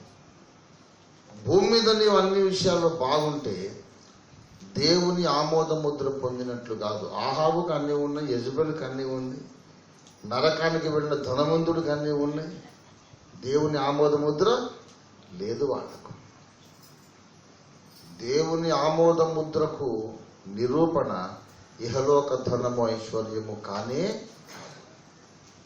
దృష్టి మారాలి. ఈ లోకంలో అన్నీ ఉన్నాయంటే దేవునికి స్తోత్రం, వందనాలు. కానీ నిత్యత్వంలో కూడా ఇలాగే ఉంటానని గ్యారంటీ లేదు. నిత్యత్వంలో నేను ధన్యుడిగా ధన్యురాలిగా ఉండాలంటే స్వస్థ బుద్ధి నాకు కావాలి. ఇది మనం నేర్చుకోవాల్సిన పాఠం. ప్రభు రాకడ బహు సమీపం. స్వస్థ బుద్ధి అంటే అర్థం ఏంటి అంటే అక్కడ సబ్జెక్టు మొదలవుతుంది. అసలు మొట్టమొదట స్వస్థ బుద్ధి అనగా ఈ లోకముతో ఉన్నటువంటి బంధములన్నీ తెంచేసుకోవాలి మనం. ఇది మొట్టమొదటి విషయం. ఏమండి? జీవమా నీవిక లేవవే అనే పాటలో భక్తుడు చక్కని హితోపదేశం చేశాడు. జీవమా నీవిక లేవవే యేసుని సేవను చేయగా లేవే జీవమునుండగా లేవే జీవమా నీవిక లేవవే యేసుని సేవను చేయగా లేవే జీవమునుండగా లేవే. పాత బ్రతుకును పెరుకుము నీలో, పాత బ్రతుకును పెరుకుము నీలో, నూతన జన్మొందవే జీవా, నీతిలో నివసింపవే జీవా. జీవమా నీవిక లేవవే యేసుని సేవను చేయగా లేవే జీవమునుండగా లేవే. భాగ్యభోగముల బంధుమిత్రుల, భాగ్యభోగముల బంధుమిత్రుల బంధములను త్రెంచుకో జీవా, బంధించబడబోకుము జీవా. జీవమా నీవిక లేవవే యేసుని సేవను చేయగా లేవే జీవమునుండగా లేవే. ప్రభునందు ప్రియులారా, మనిషికి అన్ని బంధకాలు ఉంటాయి. ఈ బంధకాలన్నీ తెలుసుకోవాలి. బంధకాలలో నుండి మనం విడుదల పొందాలి. ఇది చాలా కష్టం. దేవుని శక్తి మనం చూడాలనుకుంటున్నాం. ఎలా చూడాలనుకుంటున్నాం అంటే నా భార్య బాగుండాలి, నా పిల్లలు బాగుండాలి, నా ఆస్తిపాస్తులు బాగుండాలి, నా కోరికలు నెరవేరాలి. అప్పుడు దేవుని శక్తి నేను చూసాను. ఎంత పెద్ద చవట పడుతాయంటే ఈజ్ ద బిగ్గెస్ట్ ఫూల్. నీ భార్య బిడ్డలు ఆస్తిపాస్తులు బాగుంటే దేవుని శక్తి చూసావు. అసలు వాడు ఏం మాట్లాడుతున్నాడు వాడికి అర్థమవుతుందా? అది ఏం భాష అసలు? అది ఆ భార్య ఎవరు, భర్త ఎవరు, పిల్లలు ఎవరు, ఆస్తిపాస్తులు ఏమిటి? ఏంటి నీ ఆస్తి ఎక్కడుంది? ఏం పట్టుకుని వచ్చావు భూమి మీదకి? వచ్చేటప్పుడు ఒట్టి చేతులతో వచ్చావు. అప్పుడు భార్య వచ్చిందా నీ వెంట? నీ ఇల్లు వచ్చిందా? ఇంత బంగారం పెట్టుకొని వచ్చావా? వచ్చినాక ఎవడో ఇచ్చాడు, ఒక తండ్రి ఎవరో అమ్మాయిని ఇచ్చాడు, నీకు భార్య అయింది ఆమె. ఏంటి పుట్టిన తర్వాత ఏదో కొన్ని చదువులు, ఉద్యోగాలు, వ్యాపారాలు, ఆస్తిపాస్తులు, ఇది నాది నాది నాది అనుకుంటాను, గుట్టుకుమని గుండె ఆగిపోతే వెళ్ళిపోతాం. నీదేంటి నీ వెంట? ఎంత పిచ్చోడు వీడు. బంధకముల నుండి ముందు బయటపడాలి. మనకున్న ఏకైక బంధము, ఏకైక బంధకం సృష్టికర్తతో మనకుండే ప్రేమ బాంధవ్యం. దేవుని స్తోత్రం. సృష్టికర్తతో అటాచ్మెంట్ కావాలంటే మిగిలిన వాటితో డిటాచ్మెంట్ కావాల్సింది. ఎవరు నా వాళ్ళు కాదు. మనస్సులో నువ్వు ఆ తీర్మానానికి రావాలి.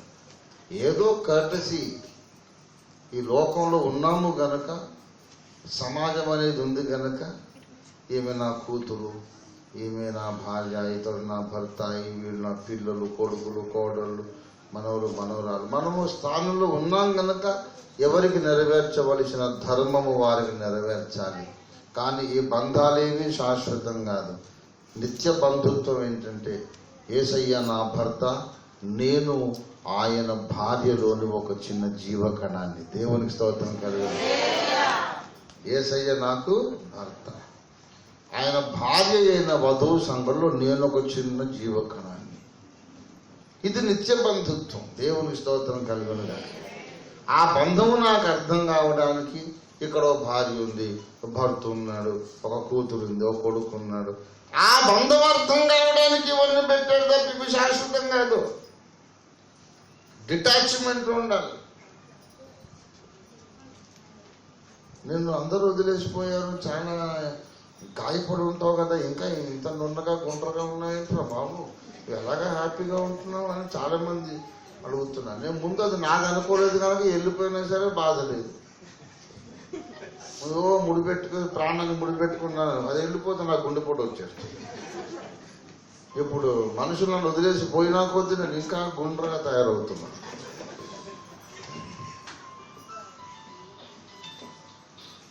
నాకు ఆరోగ్యానికి కానీ, మనస్సుకు కానీ, హృదయానికి ఏది ఎఫెక్ట్ ఉండదు. ఎందుకంటే నాకున్న ఏకైక సకల బంధువర్గము యేసునాథుడు. ఎప్పుడో 36 ఏళ్ల కింద రాసుకున్నాను నా పాట.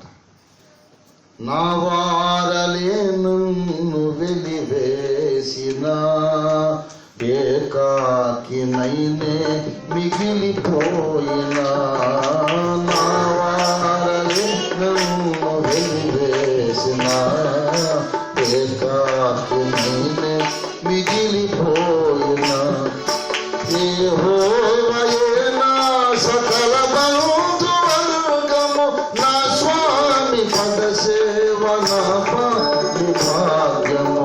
యెహోవాయే నా సకల బంధువర్గము, నా స్వామి పద సేవ నా భాగ్యము. నా జీవమాని గుడిగులేలని, నా జీవమాని. యేసయ్య నాకు అమ్మ, నాన్న, అన్నదమ్ములు, తోడబుట్టువులు, జీవిత భాగస్వామి అన్నీ ఆయన. ఎవరైనా వచ్చి ఉంటానంటే sir what I can do for you, అబ్బాయి నువ్వు నాకు నచ్చలా, ఓకే ఆయనకు నచ్చాను చాలదు, నీకు నచ్చడం ఏంట్రా? బడుతాయి. నేను ఎవరనుకున్నా ఆయనకు నచ్చితే చాలు. వీడు నన్ను నచ్చలేదు అంటున్నాడుగా, నేను ఆయన అడుగుతాను, నీకు నచ్చానా లేదా? నచ్చేసావు కదా, మరి ఇంక ఈడేదో మాట్లాడతాడేంటి? అది అలాగే మాట్లాడతాడులే అమాయకుడు. నువ్వు ప్రేమగా మాట్లాడుతున్నావు కదా, వాడేం మాయలో బతుకుతున్నాడంటే నేను వదిలేస్తాడు బతకలేడని వాడు అనుకుంటున్నాడు. వాడు పెద్ద అమాయకుడు. అట్లాంటిదే ఉండదు బాబు. భక్తునికున్న ఏకైక బాంధవ్యం సృష్టికర్తతో బాంధవ్యం. దేవుడి స్తోత్రం. హల్లెలూయా, హల్లెలూయా. ఆయన ఉంటే చాలు,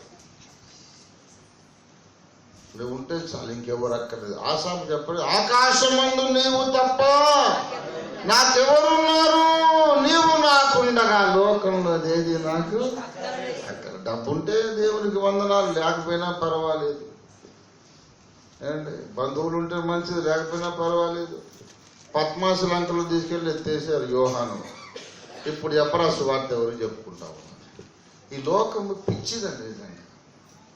భక్తుడు అంటే లోకానికి సరైన అంచనా ఉండదు, అందుకు ఎప్పుడు ఎర్రముఖం అయిపోతుంటారు. యోహాను కరడు కట్టిన సువార్త సేవకుడు. మీరు యేసునామమును బట్టి మాట్లాడకూడదు, బోధింపకూడదు అని గట్టిగా బెదిరించారట. అసలు కేర్ చేయాలి, ఏడుసారు. దేవుని మాట కంటే మీ మాట వినట దేవుని దృష్టికి న్యాయమా? మీరే చెప్పు. మళ్ళీ వచ్చారు, కన్న వాటిని విన్న వాటిని చెప్పక ఉండలేదు, మరి ఎవరి వలన రక్షణ కలగదు, యేసునందే రక్షణ అని చెప్పుకుంటున్నాం. వీళ్ళు చంపేద్దామని చెప్పి గ్లాసుల విషయం తెచ్చి ఇచ్చారు యోహాను. సంఘ చరిత్రలో రాయబడింది ఈ విషయం. మంచిగా పాయసం తాగినట్టు తాగేది గుట్టుకేసారు మంచిగా. ఇప్పుడు రండి యేసుని గురించి చెప్తానే అంటున్నాడు. ఏంట్రా చచ్చిపోవాలి కానీ ఇప్పుడు రూల్ ప్రకారం ఏమో మరి సావు రాలేదు, నేనేం చేయను. అమ్మో వీడు మంత్రగాడిలాగా ఉన్నాడు. రే విషయం సరిగ్గా కలిపావా? ఇంకా 4 చుక్కలు మిగిలింది కదా సార్, ఆ పిల్లికి పోయి చూడండి.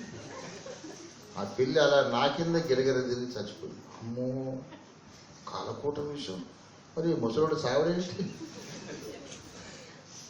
సరే ఇలా కాదులే, వీటిని ఏనుగులతో తొక్కిద్దాం, లేకపోతే సింహాలకు ఆహారంగా వేద్దాం.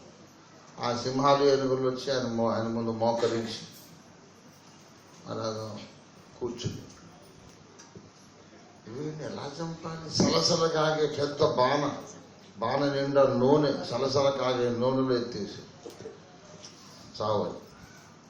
అందులో నడుములో నూనెలో నిలబడి నూనె కాగుతానే ఉంది, కింద మంట నడుస్తానే ఉంది, పొంగుతానే ఉంది నూనె కింద మీద. అందులో నిలబడి యేసే రక్షకుడు, యేసునందు విశ్వాసం ఉంచుడే చెబుతున్నాడు. నాయన వీడు చాలా పెద్ద మాంత్రికుడు రా నాయన, ఈయన ఎలా చంపాలి? జైల్లో వేసేయండి అంటే వాడు జైల్లో ఉన్న వాళ్ళందరినీ కన్వర్ట్ చేస్తా ఉన్నాడు. కావలి భటులను పెడితే వాడికి అర్ధరాత్రిగా కడుపు నొప్పి వస్తుంది. ఇట్లా నాయన ప్రార్థన చేసి కడుపు నొప్పి తగ్గిపోతాను. అమ్మో గురుగారులో చాలా శక్తి ఉందని వాడు కూర్చొని ఇంకా 4 భటులను తీసుకొచ్చి ఆ జైల్లో భజన మొదలుపెట్టారు. వీడు ఎక్కడ వేస్తే అక్కడ క్రైస్తవులను తయారు చేస్తున్నాడు. వీడికి ఒకటే మందని నిర్మానుష్యమైన వీధిలో వదిలేశాడు. పద్మాసు ద్వీపంలో చుట్టూ ఇసుక పర్ర, కొన్ని తాడి చెట్లు, చుట్టూ సముద్ర తీరం కాక ఇంకేమీ లేదు. ఇప్పుడు చెప్పుకోరా సువార్త ఎవరికి చెప్పుకుంటావు అని వదిలేసి వెళ్ళిపోయారు. అమ్మయ్య పీడ విరగడైందని. ఒంటరి జీవితమే శిక్షగా విధిస్తే పరలోకమే దిగొచ్చేసింది పద్మసులను. పంచభూతముల సృష్టికర్త దిగొచ్చాడు. యోహాను నీవు చూచుతున్నది పుస్తకములో వ్రాసి 7 సంఘాలకు పంపు. భక్తునికి ఒంటరితనం లేదు, అందరూ వదిలేస్తే ఇంకా పెద్ద బలగం వస్తుంది. దేవుని స్తోత్రం కలిగింది. హల్లెలూయా. యోహాను కేర్ చేయలేదు. ఈ 12 అపోస్తలుల్లో సహజ మరణం పొందిన వాడు ఆయన ఒక్కడే, మిగతా వాళ్ళందరూ హతసాక్షి. బుస్సలాడయ్యేదాకా బ్రతికి ఏం చంపలేక అలసిపోయి ఊరుకున్నారు. వీళ్ళు చంపదాం అనుకున్న వాళ్ళందరూ కొట్టుకుమని చేస్తా ఉన్నారు. ఈయన మాత్రం అలాగే గుండ్రగా నున్నగా చక్కగా ఉన్నాడు. దేవుని స్తోత్రం కలగదు. హల్లెలూయా. ప్రభునందు ప్రియులారా, జ్ఞాపకం పెట్టుకోవాలి, మనకున్నటువంటి ఏకైక బంధువు యేసయ్య. దేవునికి స్తోత్రం కలగదు. హల్లెలూయా. మిగతావన్నీ డిటాచ్మెంట్ అయిపోవాలి. మనకున్న ఆస్తి ఆయనే, మన జీవము, మన బలము, మన బంధువర్గము ఆయన. 1 కొరింథీ పత్రిక 7వ అధ్యాయం. అన్నిటి అంతము సమీపమైనది, యేసు రాకడ బహు సమీపముగా ఉన్నది గనుక 31వ వచనం, ఈ లోకము అనుభవించువారు అనుభవించినట్టు ఉండాలి. ఎలయనగా ఈ లోకపు నటన, ఈ లోక నాటకం ముగింపు దశలో ఉంది. లోకం అంతా ఈ డ్రామా స్టేజ్ మీద ఉండే ఈ సెట్టింగ్ మొత్తం తీసేళ్ళిపోతారు. ఒట్టి ఇప్పుడు పౌరాణిక డ్రామా జరుగుతుంది డ్రామా స్టేజ్ మీద. ఆ సింహాసనాలు, కిరీటాలు, గదలు అంత బీభత్సంగా చక్కగా డ్రామా అయిపోయినాక సెట్టింగ్ తీసేసి వెళ్ళిపోతారు. అక్కడ ఏమి ఉండదు. అలాగా ఈ భూగ్రహము ఒక డ్రామా స్టేజ్. డ్రామా నడుస్తూ ఉంది. ఈ జగన్నాటకం ముగింపుకు వచ్చేసిందట. దేవుని స్తోత్రం కలిగి ఉందిగా. హల్లెలూయా. కాబట్టి ఈ లోకమును అనుభవించు వారు అమితముగా అనుభవింపనట్టుండాలి. 29వ వచనం, సహోదరులారా నేను చెప్పున్నది ఏమనగా కాలము సంకుచితమై ఉన్నది గనుక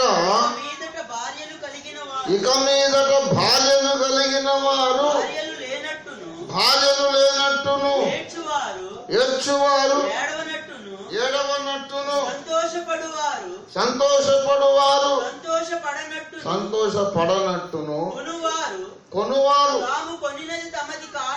తాము కొన్నది తమది కానట్టును. భార్యలు కలిగిన వారు భార్య లేనట్టు ఉండాలి. వారు చేసుకోవటం ఎందుకో.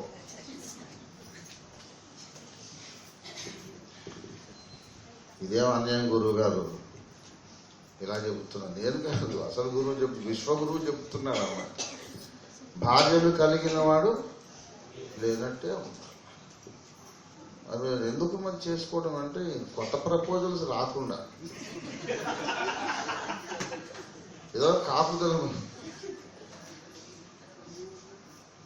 పక్కన అమ్మగారు ఒక సాహిత్యం ఉందంటే ఇంకెవడు ఏమంటే మా అమ్మాయిని చేసుకుంటామని అడగకుండా ఉంటాడు. బుక్ అయిపోయేట్లే మనం అనవసరం ట్రబుల్ చేయకూడదని చెప్పి ఎవడు మన జోలికి రాడు. అదొక సేఫ్టీ కోసం అంతే తప్ప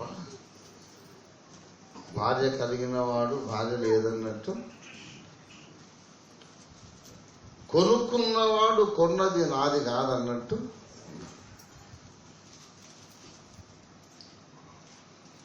ఒకసారి ట్రైన్లో ఒక బక్క పేనుగు, అస్థిపంజరం మీద తోలు ఉందండి, ఏం లేదు. వాడు కూర్చున్నాడు, నలుగురు కూర్చోవాలి. నలుగురు బక్క పేనుగులే. ఆ నలుగురు కంటే నేనే కొంచెం భారీగా ఉన్నాను. కొంచెం జరుగు బాబు, ఒక గంట సేపు ప్రయాణం కదా కూర్చుంటానంటే, నేను కూర్చో నాది సీట్ అని 2 కాళ్ళు దూరంగా పెట్టి అది మొత్తం ఆక్రమించడానికి వాడికి ఎంత కాళ్ళు దూరం పెట్టినా సీట్ పెరగదు. సీట్ అంతది. సీట్ను పెంచలేకపోయాడు అప్పటికప్పుడు. ఆడు బక్కడు, ఒంటి మీద చెమచాడు, మాంసం లేదు. వాడు ఇంత మొత్తం విశాలంగా కూర్చోవాలని ఈ చివరికి ఆక్రమించుకొని ఇటు జరుగుతున్నాడు. జరిగితే అక్కడ ఖాళీ అయిపోయింది. మళ్ళీ అటు జరుగుతున్నాడు. మొత్తం నాది లేదు. నేను ఆ తిప్పలు చూసి నవ్వుకున్నాను సార్. ఈ లోపల నెక్స్ట్ స్టేజ్ వాడిది. నేను లేచి వెళ్ళిపోతున్నాను. కాదు బాబు, మర్చిపోయేవాడు. నీ సీటు పట్టుకో. ఏంటి నాది సీట్ అన్నావుగా, నాకు తీసుకో. ఎలా తీసుకుపోతానండి? మరి నీదన్నావు కదా తీసుకు, అబ్బాయి నాది కాదంటున్నావు, ఇంతసేపు నీదన్నావు కాదన్నావు. మరి ఈ భూమి మీద ఏదైనా అంటే నా భూమి, నా పిల్లలు, నా ఫ్యామిలీ, నా బంధువులు అంత వ్యర్థం. ఈ లోకములో మనం కొనుక్కున్నది కూడా మనది కాదన్నట్టు. కొనుక్కున్నది మనది కాదన్నప్పుడు ఇక మనం కొననిది నాదని పోరాటం ఎంత బుద్ధిహీనత.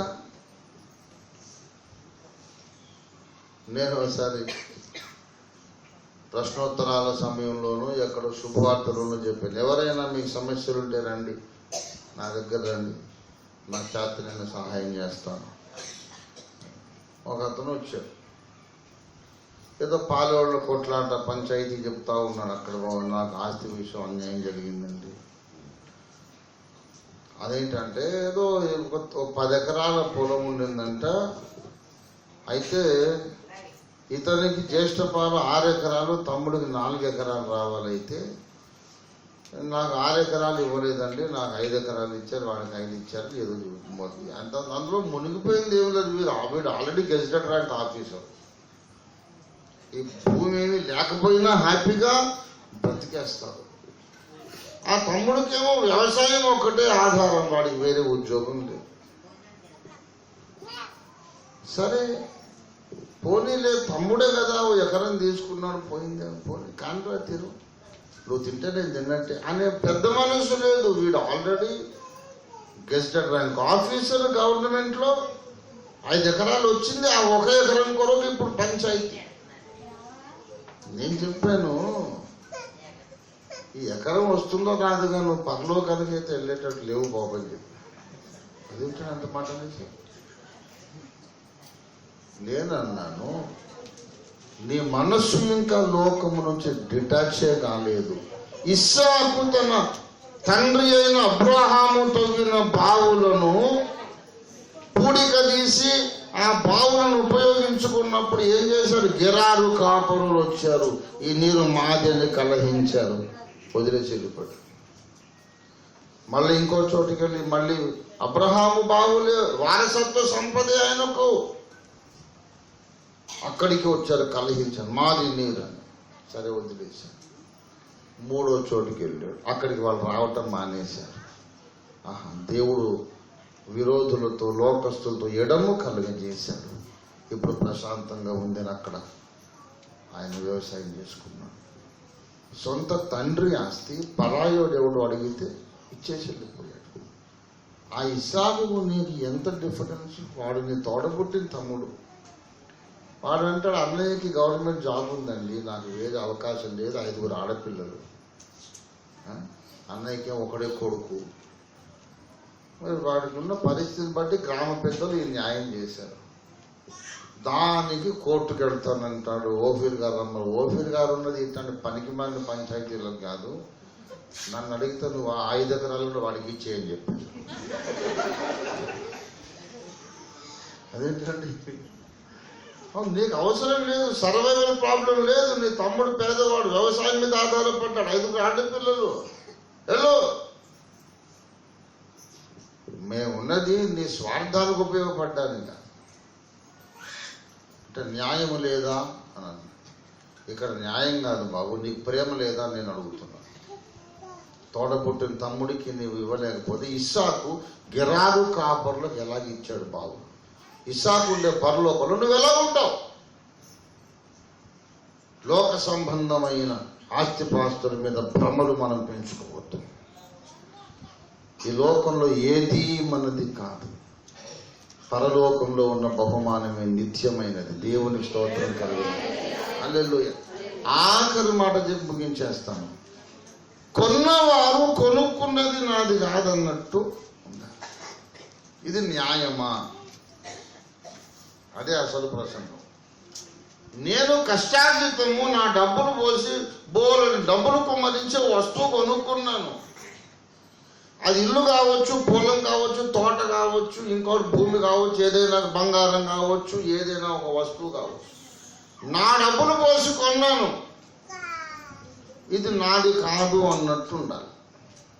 ఇది న్యాయమా? నేనే కదా నా డబ్బు పోసుకున్నాను, నాది అనుకోకపోతే ఏమనుకోవాలి? ఇది న్యాయము కాదు.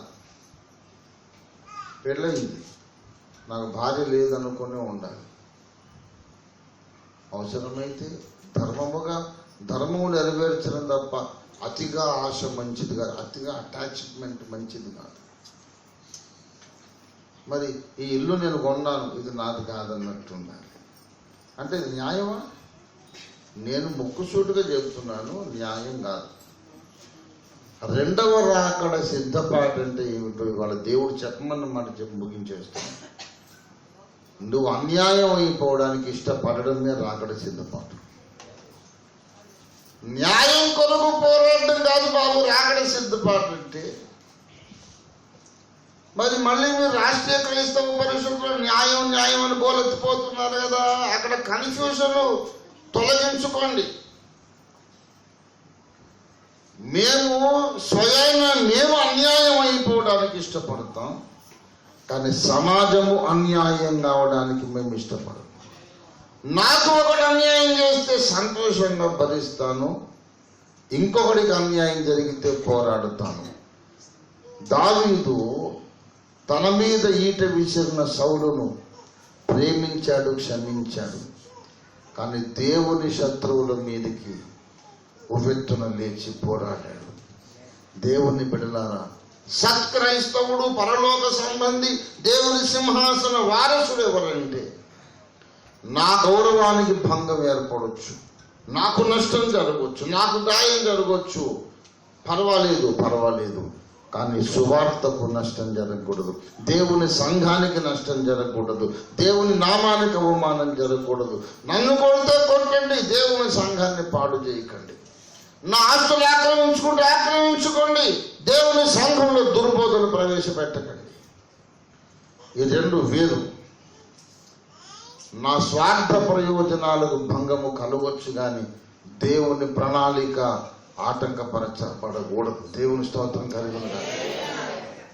దేవునికి అన్యాయం జరిగితేనేమో మనకు కోపం వస్తుంది, దేవుని గ్రంథములోని సారాంశ బోధకు అన్యాయం జరిగితే మనకు కోపం వస్తుంది. మనము వ్యక్తిగతంగా దూషించబడితే పర్వాలేదులే, చచ్చిపోయిన వాడికి ఇంకా రోషమే ఉంది. నేను చచ్చిపోయినప్పుడు తిట్టాక పర్వాలేదు, కానీ ఎవడైనా యేసు దేవుడు కాదంటే మాత్రం కోటి సింహాలకు వచ్చినంత రోషం వస్తుంది. అయిపోయాడేవాడు. ఏంటి యేసు దేవుడు కాదా? మరి ఎవరు దేవుడో చెప్పు, ఎందుకు కాదో చెప్పు. ఇంకా వదలం. అందులో మనకు అలసట కానీ నిరాశ కానీ ఎప్పటికీ రాదు. కానీ నా ఆస్తిని నా 10 ఎకరాల భూమి మింగేశావు, దాని కొరకు నేనేం పోరాడలేదు. 10 ఎకరాలు ఇప్పుడు 2 కోట్లు అద్దెకి మా ఊళ్ళో. మీరు వెళ్ళొచ్చు, రికార్డు కూడా ఉంది అక్కడ. కరణం గారు అందరూ సాక్ష్యం చెప్తారు. పోనీ 2 కోట్ల భూమి పోతే తినేసేయండి, పర్లేదు. కానీ యేసు ప్రభు దేవుడు కాదని కానీ, బైబిల్ దైవ గ్రంథము కాదని కానీ, యేసుగాక ఇంకో రక్షణ మార్గం ఉన్నదని కానీ ఎవరైనా మాట్లాడితే మాత్రం అద్దంకి రంజిత్ తోఫీర్ ముందుంటాడు, ప్రాణం పణంగా పెట్టి పోరాడతాం. తప్పు మాట్లాడుతున్నావు. దేవుని బిడ్డలారా, యేసు ప్రభు వారు అన్యాయపు తీర్పు పొందిన వాడై కొనిపోబడెను. దేవునికి స్తోత్రం కలుగును గాక. అవునా కదా? ఏమంటే యెషయా గ్రంథము 53వ అధ్యాయం, యెషయా గ్రంథము 53వ అధ్యాయం 8వ వచనం, అన్యాయపు తీర్పు నొందిన వాడై కొనిపోబడెను. చూసారు, యేసు ప్రభు వారు అన్యాయపు తీర్పు పొంది కొనిపోబడ్డాడు. యేసుని వెంబడించాలంటే మనం కూడా దేనికి ఇష్టపడాలి? అన్యాయం అయిపోవడానికి ఇష్టపడాలి. కుటుంబ సంబంధమైన బంధుత్వాలు కూడా అతిగా ఉండొద్దు. యేసయ్య చెప్పాడు, ఒకడు మా నాన్నగారు చచ్చిపోయారండి, ఆయన్ని నేను పాతి పెట్టి మళ్ళీ వస్తాను అన్నాడు. పర్వాలేదులే బాబు, పాతి పెట్టడం ఎవరైనా చేస్తారు, నువ్వు వచ్చి వెంబడించమన్నాడు. మత్తయి సువార్త 8వ అధ్యాయము మత్తయి సువార్త 8వ అధ్యాయము 21వ వచనం. శిష్యులలో మరి ఒకడు, ప్రభువా నేను మొదట వెళ్ళి తండ్రిని పాతి పెట్టుటకు సెలవిమ్మని. అంటే ఏమన్నాడు? నన్ను వెంబడించుము, మృతులు తమ మృతులను నాన్న సమాధి చేయాలి ఎలాగా అని కొంతమంది బాప్తిసం తీసుకోడు. మా నాన్నగారు ముసలాడు అయిపోయాడు, ఆయన చచ్చిపోతే తల కొరువు పెట్టాలని బాప్తిసం తీసుకోడు. అలాంటి కేసులు ఉంటే నేను చెబుతున్నాను, లక్షణంగా తల కొరువు పెట్టండి, దానివల్ల నరకానికి ఏం పోవు. అది ఆయన నమ్మకం ఆయనకు. ఇప్పుడు చచ్చిపోయిన శవాన్ని పాతి పెట్టినా ఒకటే, తగలబెట్టినా ఒకటే, రాబందులో కాకులు వదిలేసినా ఒకటే. ఆత్మ ఎక్కడికి వెళ్ళాలో అక్కడికి వెళ్ళిపోయింది. ఈ పీనుగుని ఏం చేసినా సరే ఆ స్థితి మారదు. చచ్చిపోయిన వాడు అగ్నిగుండంలో పడ్డాడు అనుకోండి, అప్పుడు తీసుకెళ్ళి తండ్రి కుమార పరిశుద్ధాత్మనామమున ఇతను మట్టికి మన్నుకు అప్పగిస్తున్నాను అని సమాధి చేస్తే, అరే ఇప్పుడు క్రిస్టియనే కదా, మరి అక్కడి నుంచి మార్చేద్దామని దేవుడు షిఫ్ట్ చేసి పరదేశికం పంపడం. ఒకవేళ చచ్చిపోయిన వాడు దేవునితో సమాధానపడి పరదేశికి వెళ్ళాడు అనుకోండి, బంధువులు అందరూ వచ్చి తగలబెట్టేశారు అనుకోండి, శవం తగలబెట్టారు, పరదేశంలో ఉండొద్దు కదా అని అగ్నిగుండానికి ఏం పంపడం. అట్లాంటి షిఫ్టింగ్లు ఉండవు. చనిపోయిన వాడు ఎక్కడికి వెళ్ళాడు అక్కడికి వెళ్ళాడు, శవాన్ని ఏం చేసినా ఒకటే, ఏం చేయకపోయినా ఒకటే. ఈ చెత్తను ఏం చేసినా సరే దాన్ని మళ్ళీ పునరుత్థాన దినమున యేసయ్య లేపడానికి శక్తివంతుడు. దేవుని స్తోత్రం కలిగిన. మా అమ్మాయి పెళ్లి కావాలి, మా నాన్నగారి సమాధి కావాలి, ఇంకోటి కావాలి, ఏదో ఒక రీజన్ దొరుకుతుంది నిన్ను బాప్తిస్మం పొందకుండా ఆపడానికి. అన్ని దేవునికి అప్పగించేసే, నమ్మి బాప్తిస్మము పొందువాడు రక్షింపబడును. ఆ తర్వాత పరిస్థితిని బట్టి, నీ మనస్సాక్షిని బట్టి ఎప్పుడు ఏ ధర్మం చేయాలో అది చేయి. కానీ వాళ్ళ మీద నెప్పం పెట్టుకోడు. బాప్తిస్మం వాయిదా వేస్తే గుట్టుకు పని గుండాగితే పైకి వెళ్ళిన తర్వాత ఏం సమాధానం చెప్పుకుంటావు? వాళ్ళ మీద ఏదో భ్రమ పెట్టుకుని నువ్వు అగ్నిగుండంలోకి వెళ్ళు. ముందు నీ రక్షణకు ప్రయారిటీ ఇవ్వాలి. దేవుని స్తోత్రం కలిగిన కాక నీ భక్తి సాధనకు ప్రాధాన్యత ఇవ్వాలి. సామాజికంగా ఉన్న బాధ్యతను అవసరాన్ని బట్టి, అవకాశాన్ని బట్టి చేస్తే చేద్దాం, లేకపోతే వదిలేద్దాం. లేదండి, మా ఊరోళ్ళు వెలివేస్తారట. ఊరోళ్ళు కాదు, ముందు దేవుడు వెలివేస్తాడు నిన్ను. పరలోక రాజ్యం నుండి వెలివేస్తే నీ సంగతి నిత్యత్వం అంతా నిత్య చిత్రహింస. గనక బంధువుల కొరకు, ఊరోళ్ళ కొరకు, కులగోత్రాల కొరకు, దేని కొరకు భ్రమలు పెంచుకోవద్దు. ఆ రోజు పుట్టిన బిడ్డకు మతం ఉండదు, కులం ఉండదు. తర్వాత అవన్నీ అంటిస్తారు. బంధాలు ఉండవు. చెబుతారు, వీడు నాన్న, వాడు మేనమామ, వీడు తాతయ్య అంటే అవును అనుకుంటుంది ఆ పిచ్చి పిల్ల. ఇక్కడ నుంచి వెళ్ళిపోయిన తర్వాత మామయ్య లేడు, తాతయ్య లేడు, ఎవడు లేడు. అక్కడ సృష్టికర్త ఒక్కడే ఉంటాడు. కనుక దేవభక్తి సాధనలో ముఖ్యమైనటువంటి దినుసు లోక బంధముల నుండి మనము ధరించుకోవాలంటే. దేవుని స్తోత్రం కలిగిన కాక హల్లెలూయా. ఏది నాది కాదనుకోవాలి. నేను యేసుకు చెందిన వాడను, యేసుకు చెందిన దానను. ఆయన చిత్తము నెరవేర్చడమే నాకు ప్రధాన కార్యక్రమం. దేవుడి మాటలు దీవించును గాక. రండి మనం ప్రతిష్ఠించుకుందాము. దేవునికి స్తోత్రం. ప్రభు రాకడ బహు సమీపము. స్వస్థ బుద్ధిని మనం పొందుకుందాం. స్వస్థ బుద్ధి అన్నాడు. స్వస్థ బుద్ధి. బుద్ధికున్నటువంటి రోగాన్ని తొలగించుకోకుండా ప్రార్థనలు చేసి ప్రయోజనం లేదు. లోక సంబంధుల వలె లోకపు బంధుత్వాలకు నీవు బందీవైపోయి, లోకపు విషయాలకు నీవు బందీగా మిగిలిపోయి, లోకపు మర్యాద చేత, ఇహలోక మర్యాద చేత నువ్వు బంధితురాలవై క్రీస్తు మార్గంలో నడుస్తున్నానని భ్రమపడితే ప్రయోజనము లేదు. ప్రియ సోదరుడా, నిన్ను దేవుడు తన కొరకు సృష్టించాడు. తల్లి గర్భములో నీ ఉండగా ఇతడు, ఈమె నా కొరకు జీవిస్తారని దేవుడు ఆశ పెట్టుకొని నిన్ను నిర్మించాడు. కానీ కులం కోసం, గోత్రం కోసం, మతం కోసం, బంధుజనం కోసం, లోకం కొరకు ఉంటాడని దేవుడు నిన్ను సృష్టించలేదు. నేను నీవాడును యేసయ్యా అని 2 చేతులెత్తి ఆయనకు అప్పగించుకుందాం. ఈ లోకములో ఏది నాది కాదని, నాకు స్వస్థ బుద్ధి దయచేయమని అడుగుదాం. నా హృదయానికి ఉన్న మాయను తొలగించమని అడుగుదాం. నాకున్న భ్రమలన్నీ తొలగించమని అడుగుదాం.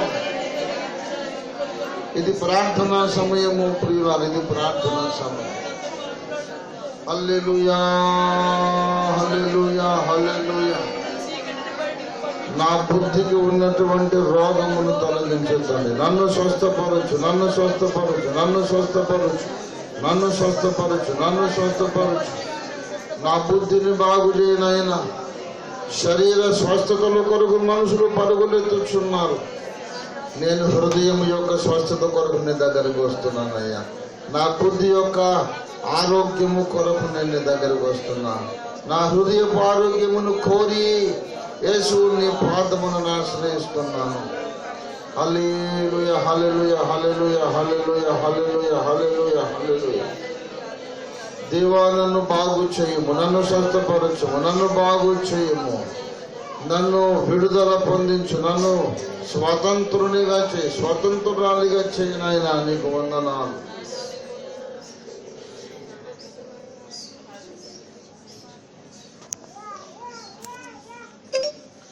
ఐగుప్తును విడచినట్టి మీరు అరణ్యవాసులై ధారలు.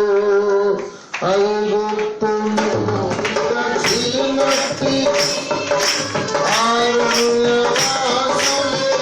ధారలు.